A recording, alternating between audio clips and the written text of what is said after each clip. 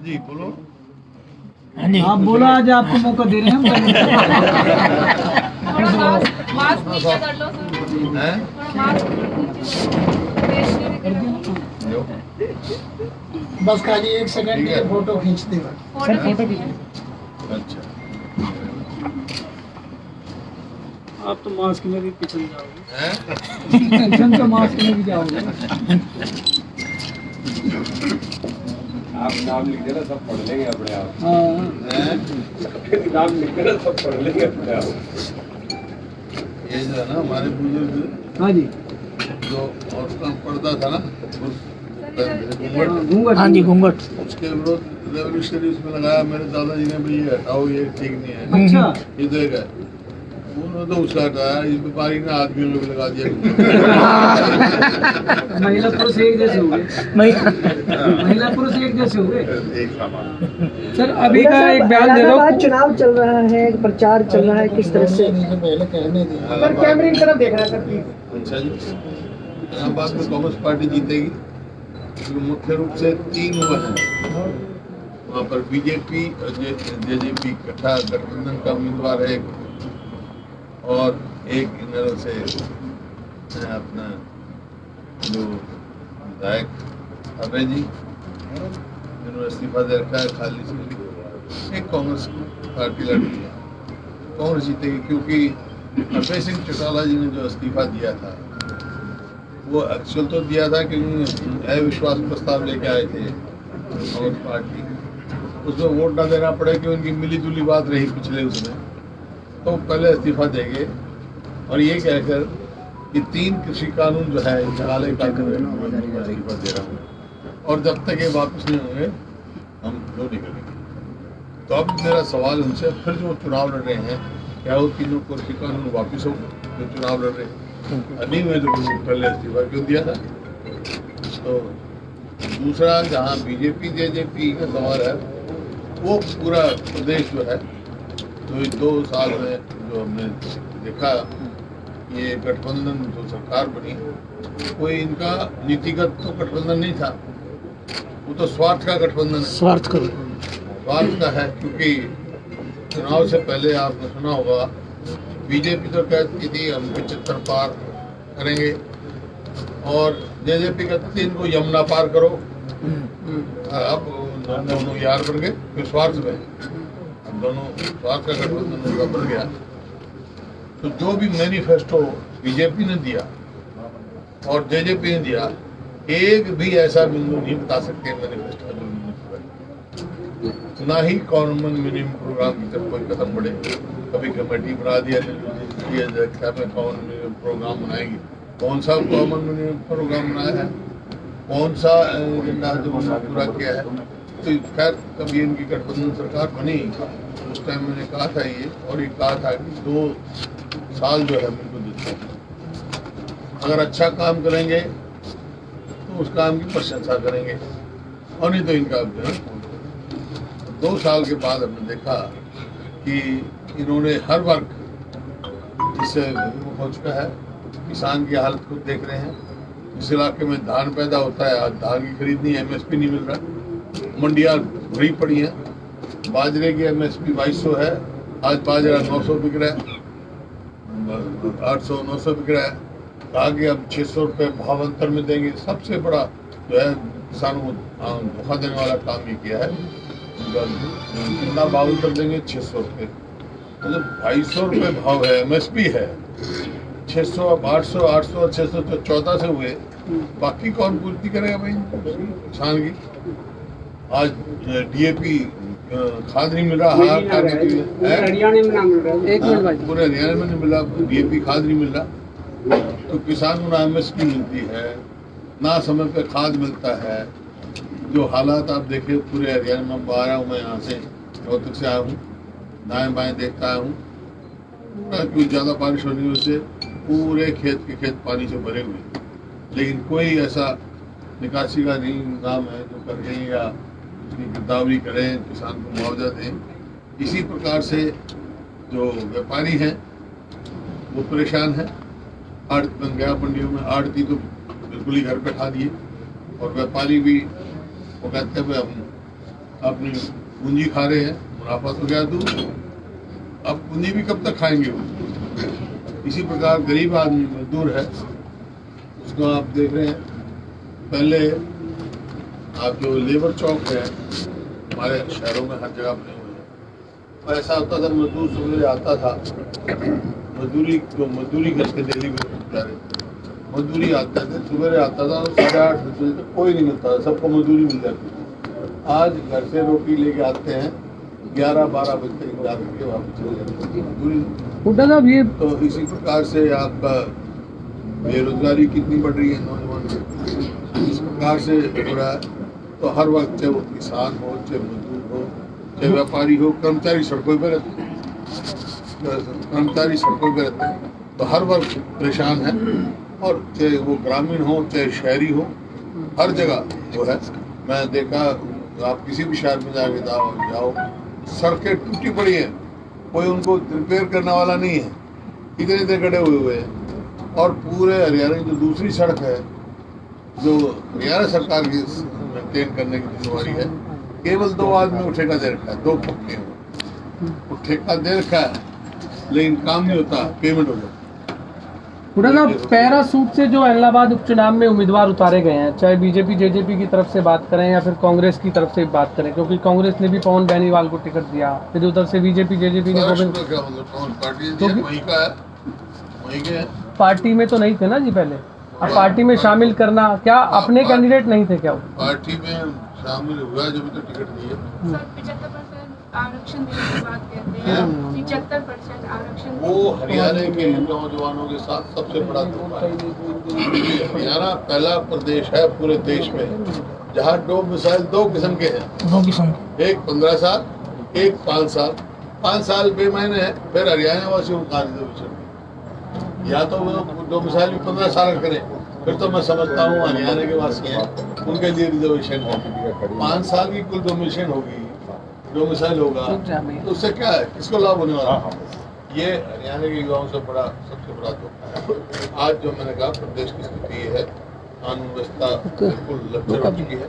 आज जो बुनियादी सुविधाएं लोगों को बिल्कुल नहीं मिल रही हुड्डा साहब इसमें, तो कांग्रेस पार्टी की उनकी क्या योजना है सकारात्मक के आने वाले 3 साल समय बाकी है अभी? पहले जब हाँ। 2014 में हाँ जी, हमारी सरकार थी हाँ जी, तो हरियाणा प्रति व्यक्ति आय और प्रति व्यक्ति निवेश में नंबर 1 था पूरे देश में। ठीक है। आज किस चीज में नंबर 1 है? बेरोजगारी में। बेरोजगारी बढ़ रही। आज अपराध में, किसी अपराध में तो नंबर 2 पे पूरे देश में, किसी में 3 पर। मैं ज्यादा डिटेल है मेरे पास।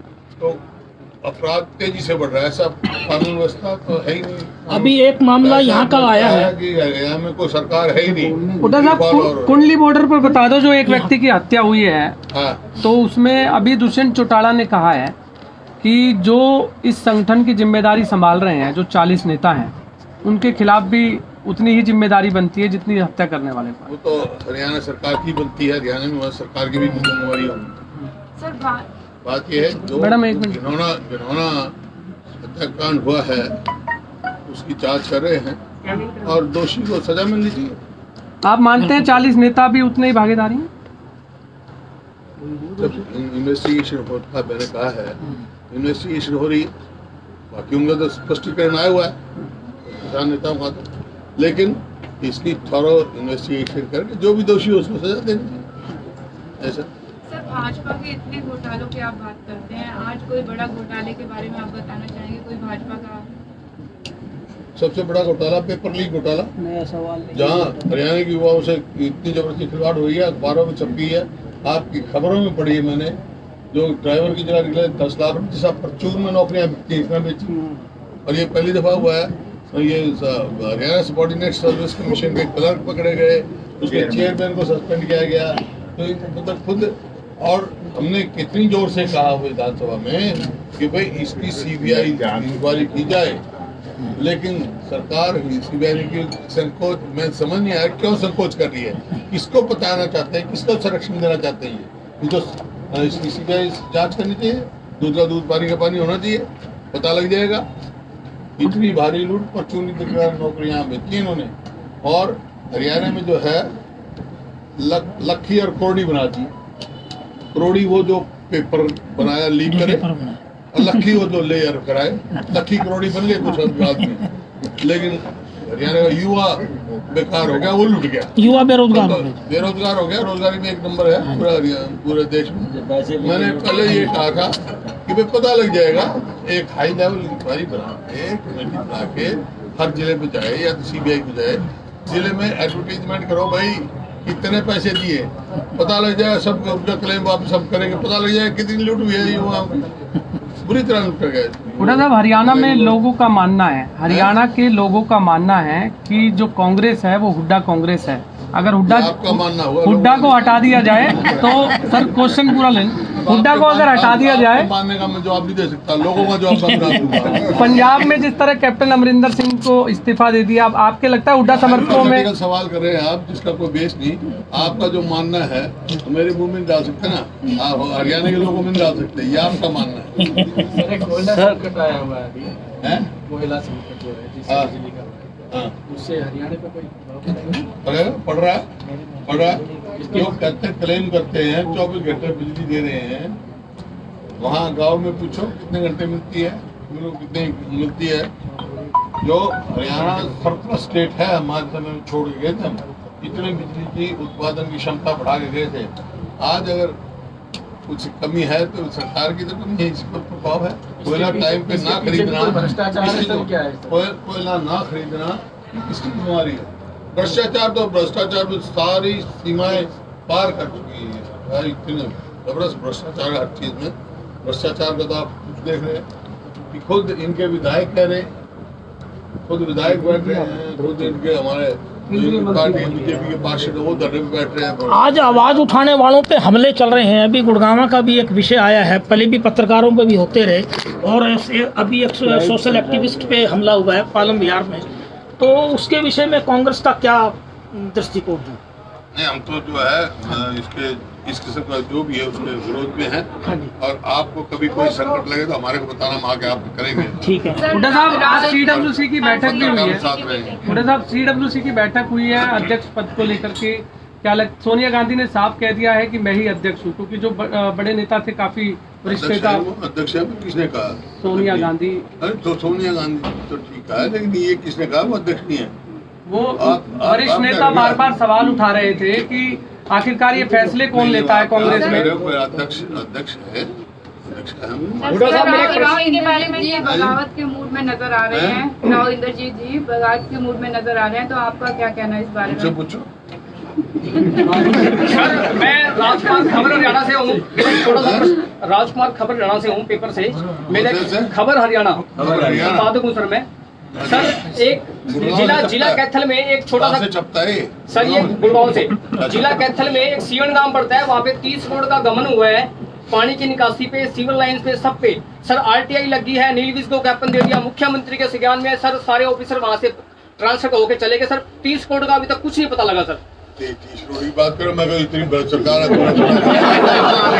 मामूली से सर हजारों करोड़ की बात है। उससे फालतू भ्रष्टाचार कभी हुआ नहीं, तो यहाँ हजारों करोड़ की बात। देखो आप सब गुड़गांव से आप ही हो, 2014 में हमारी सरकार थी, उसके बाद आप एक बात ईमानदारी से बताओ, कोई नया प्रोजेक्ट यहाँ दिखा?